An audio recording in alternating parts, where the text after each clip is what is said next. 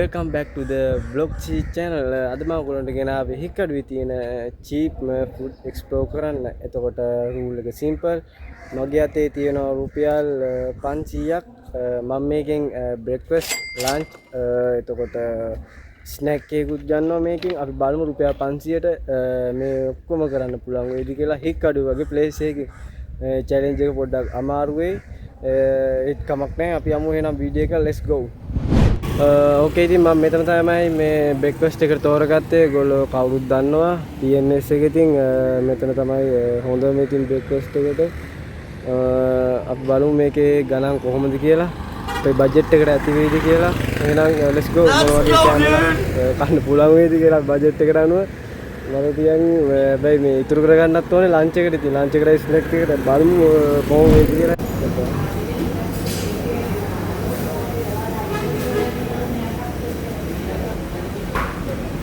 Okay guys, ඔයගොල්ලන්ට පේන ඇති මම මේ PNS එකෙන් ගත්තේ fancy bun එකකුයි Nesty එකකුයි. මේකටම ගියා මට 210ක්. දැන් අපේ balance එක තියෙන්නේ රුපියල් 290යි. බලමු අපි lunch එකයි snack එකකුයි ගන්න පුළුවන් වෙයිද කියලා.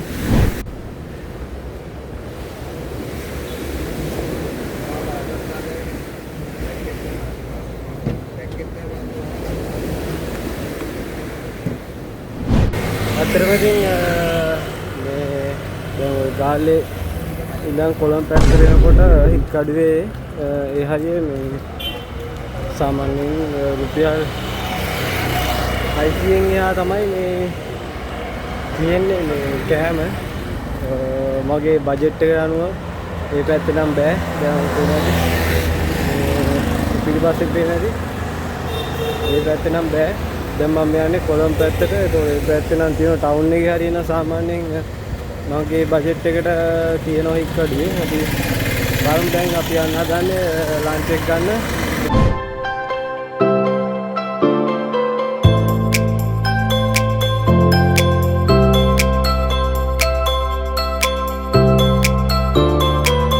Okay guys, දැන් තමයි මගේ ලන්ච් ටයිම් එක biggest challenge එක. එතකොට මගේ 500 බජට් එකට එකක් තියෙන්නේ. බලමු මගේ ඉතුරුනේ 290යි. මම තෝරගත්තා මෙන්න මේ පෙන්නනම් බැක්කම් එකකින් අපේ වීර හොටෙල් කියලා. ලන්ච් එකට තෝරගත්තා. අපි බලමු මගේ බජට් එකට අනුව කොහොමද කියලා. හරි guys, ඉතින් මට මේ කෑම එකටම ගියා 240ක්. මම ගත්තේ පරාට වගේක්. ඔදි දාලා ඉතින් මෙහෙ නෑ මේ රයිස් ඇන් කරි එකකින්ද පරාට වගේක් මේ මාරම ටේස්ටි.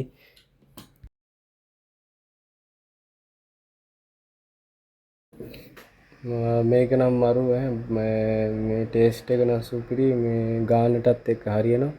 මාරම ටේස්ට් එකක් තියෙනවා. ඔයගොල්ලොත් කාලා බලන්න. හරි එහෙනම් ලන්ච් එක නම් ගත්තා.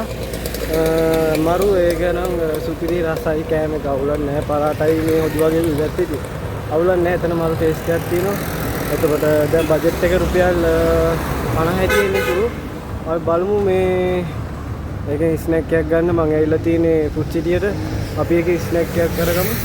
Okay guys, දැන් තියෙන මගේ බජට් එක රුපියල් 50ක් තියෙන්නේ. අන්තිම බජට් එක. ඉතින් බලමු අපි මේකෙන් ස්නැක් එකක් ගන්න පුළුවන් වේද කියලා. යමු එහෙනම් ස්නැක් එකක් ගන්න.